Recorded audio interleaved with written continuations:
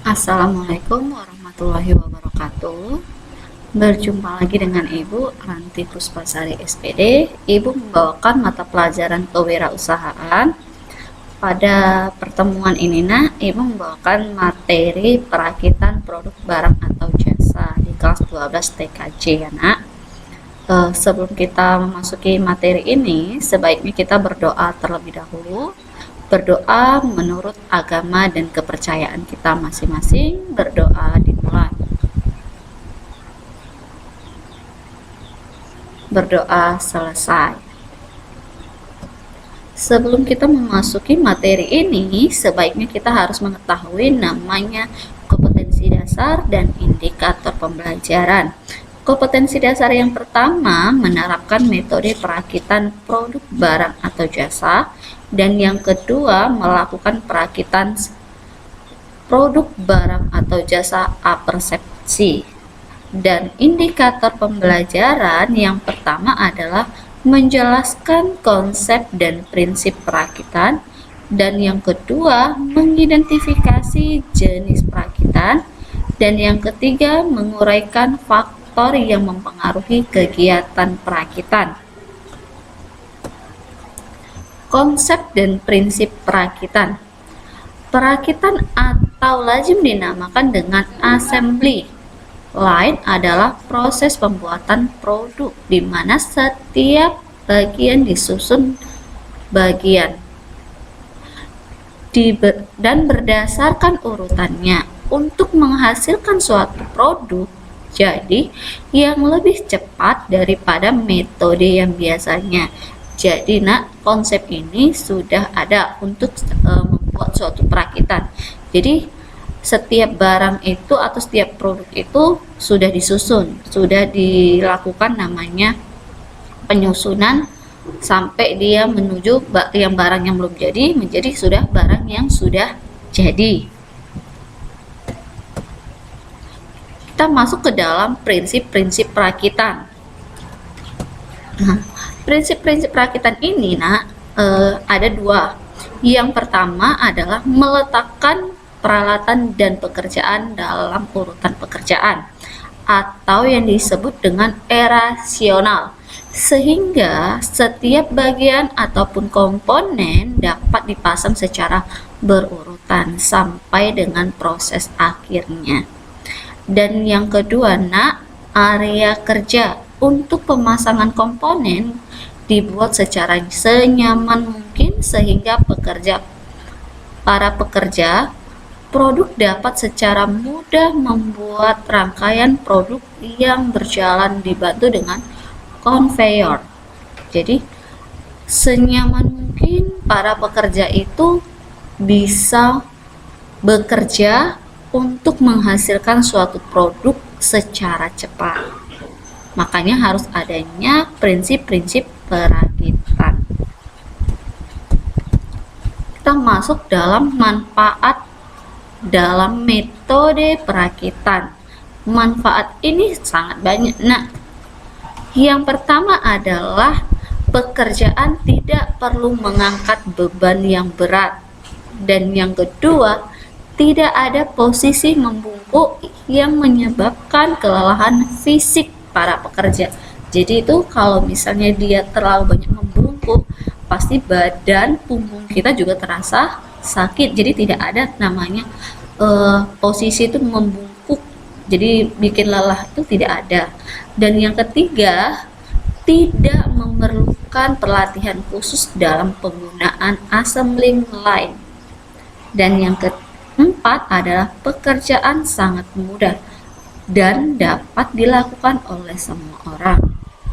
Yang kelima, manfaat lainnya adalah peningkatan produktivitas yang cukup signifikan. Ini adalah suatu manfaatnya yang harus kita lakukan saat kita ingin melakukan produk, untuk merakit suatu produk. Misalnya aja seperti komputer, itu kan nggak mungkin satu persatu, tapi dia harus menggunakan metode secara berurutan. Jadi yang mana duluan, apakah mesinnya duluan, apakah rangkaiannya yang harus duluan, itu harus kita ketahui. Kita masuk ke dalam jenis-jenis perakitan. Jenis-jenis perakitan yang pertama itu ada namanya perakitan secara manual. Perakitan secara manual adalah perakitan yang sebagian besar proses dikerjakannya secara konvensional atau menggunakan tenaga manusia dengan peralatan yang sederhana tanpa alat-alat bantu yang spesifik atau khusus. Jadi ini secara manual tanpa alat-alat yang lebih baik. Oke, ini adalah contohnya. Ini adalah perakitan untuk suatu komputer atau suatu CPU agar komputer tersebut bisa hidup. Nah, ini dia merakit secara manual. Kita masuk perakitan secara otomatis. Perakitan secara otomatis ini adalah perakitan yang dikerjakan dengan sistem otomatis seperti elektronik, mekanik, gabungan mekanik, dan elektronik atau mekatronik, dan membutuhkan alat bantu yang lebih khusus.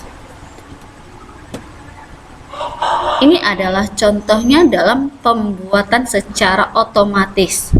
Nih, sebuah laptop itu dirangkai dan dia itu menggunakan suatu mesin untuk memprogram semua yang ada dalam suatu laptop tersebut. Kita masuk ke dalam faktor-faktor yang mempengaruhi kegiatan perakitan. Yang pertama adalah jenis bahan yang mengalami perakitan. Yang kedua, kekuatan yang dibutuhkan, dan yang ketiga, pemilihan metode penyambungan, dan yang keempat, pemilihan metode penguatan, dan yang kelima, penggunaan alat bantu perakitan, yang keenam, toleransi, dan yang ketujuh, bentuk atau tampilannya, dan yang terakhir adalah finishing. Itu sangat membantu untuk saat kita membuat suatu produk yang lebih baik, yang banyak dicari oleh konsumen dan banyak digemari oleh konsumen, seperti laptop tadi. Kalau dia tampilannya lebih bagus, jadi setiap kita ingin namanya membeli laptop, pasti kita ada ingin membeli suatu yang dicari kelebihannya, ya kan? Nah, jadi setiap jenis laptop itu berbeda-beda. Kita masuk ke dalam metode-metode dalam perakitan. Yang pertama adalah metode yang dapat ditukar.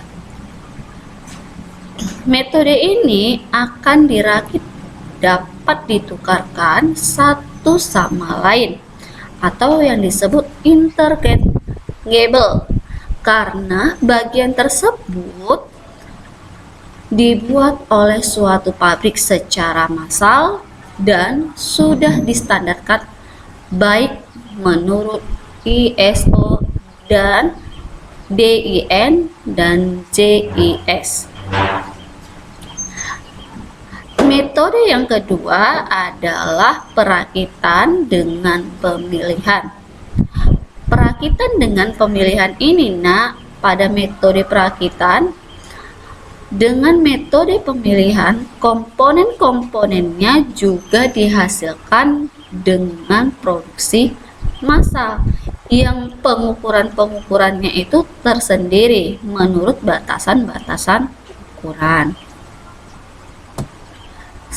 Dan yang terakhir adalah perakitan secara individu.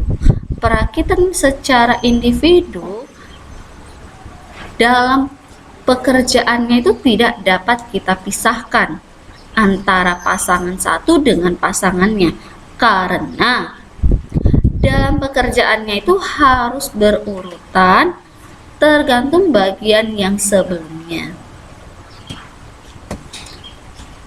Itu saja yang sudah Ibu sampaikan, Nak. Jangan lupa kerjakanlah tugas-tugas kamu yang baik dan terus ikuti daringmu dari rumah. Jagalah kesehatanmu.